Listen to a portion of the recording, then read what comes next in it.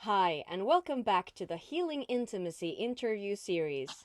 My name is Mia Renvall, and in this third episode, I have with me Rose Owen from BeBakku. So, Rose, what is intimacy for you? Thanks, Mia.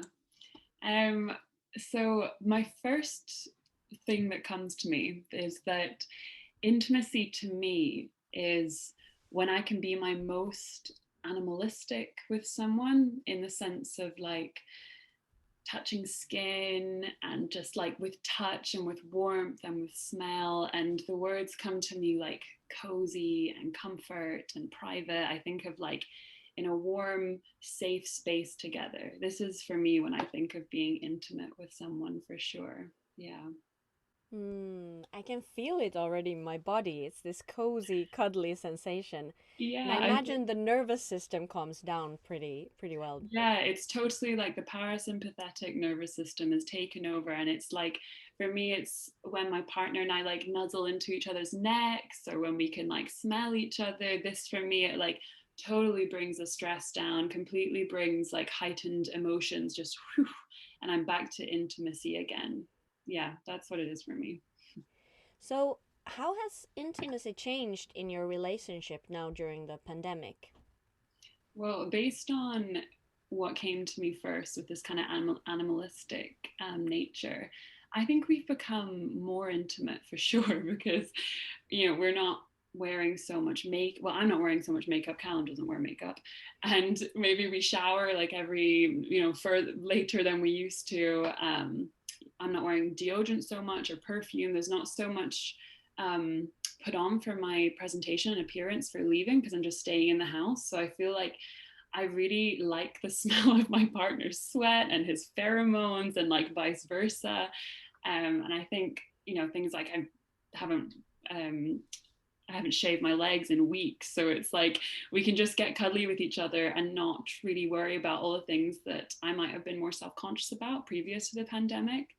I know this is in your next question as well, asking about being a mother, but for sure, when in my experience when I've become a mother, this like letting go of my body, no more trying to keep it perfect or trying to keep it like I see in the media. I'm just like, oh, this is how I am, and my partner can be present with me. Yeah, I think, and to put it in a sentence, I think like during the pandemic we've become more intimate because we've become smellier and we kind of like each other's smelliness.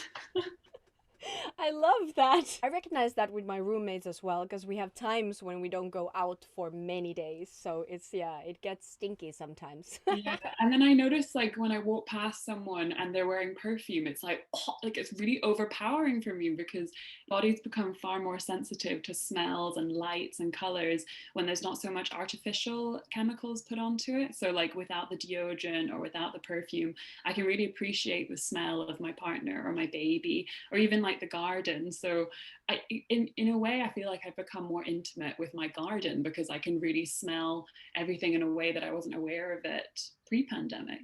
Yeah. I love that. Does it ever feel for you that it gets kind of too much to be in the same space with your intimate partner so much, or has there been any major conflicts through this pandemic for you?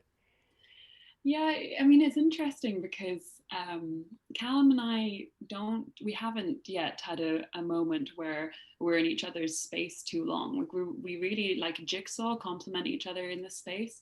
I would say the only thing about the physical space is that he's a little bit messier than I would like to be. And that's one of the reasons why we might get into conflict. And even that's not really a conflict, it's more me expressing my preference and finding a way that we could both meet those preferences without me doing all the work for it.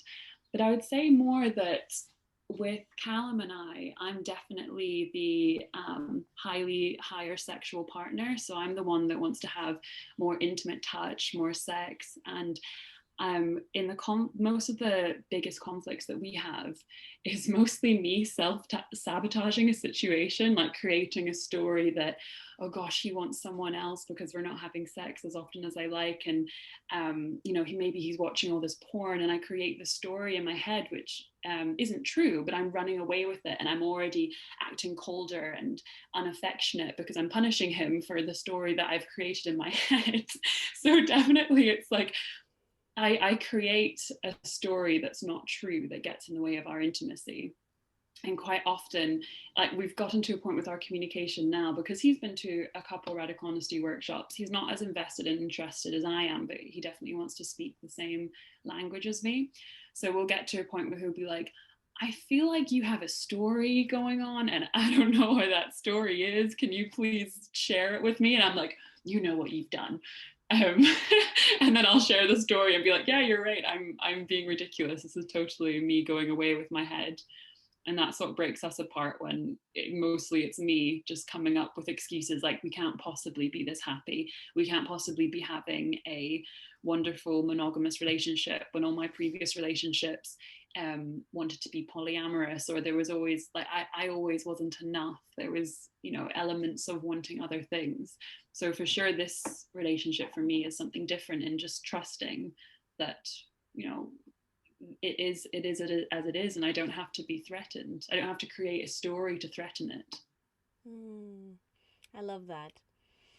So, when you have these small moments of conflicts, you already shared one thing that you do, asking for what you want when you notice that you're starting to run these stories. Are there any other things that you know will always bring you back to connection if there is some kind of Mm.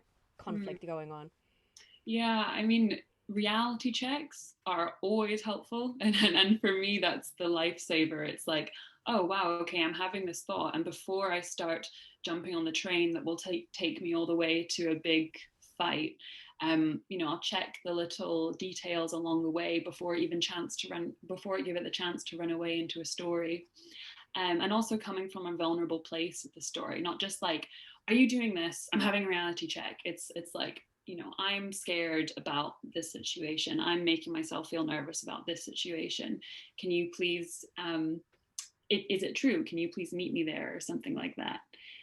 Um, and also laughing about it. I think my partner and I love to laugh about the stories that I come up with and he comes up with. It's really nice to have those endorphin rushes after smiling and look at each other and thinking, gosh, how ridiculous this is, and it's wonderful that we can laugh about it.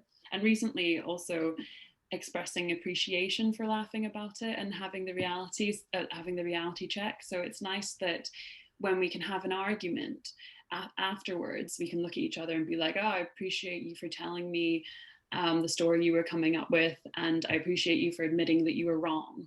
And that's like the big part, admitting that you were wrong. And I'm getting pretty good at admitting when I'm wrong. And really proud of it as well. I'll be like, oh, I was wrong about this. So basically, appreciating the other person, being honest, asking for what you want. I Mm. love it. Very, very powerful tools. And all of these tools we're going to also use in our workshops, in the Healing Intimacy workshop. So you will be also learning all of this. And the Healing Intimacy workshops are cool in that sense that you can come with anyone. You can come with a romantic partner, so Rose and Callum could come, or you can come with a sister, a brother, even your mother if you want. So I will guide exercises that fit any intimate relationship so that you can deepen your connection in these times of separation and social distancing. Thank you so much, Rose, for coming. I appreciate you for sharing all of this to us. Thank you. I appreciate you for inviting me. And I appreciate you asking me for my stories. It makes me feel important. Thank you. I appreciate you for sharing them. And Rose is also an amazing coach. Check out her page, BeBakku. It will be also in the description below the Thank video. you. So thank you so much. Bye. Bye.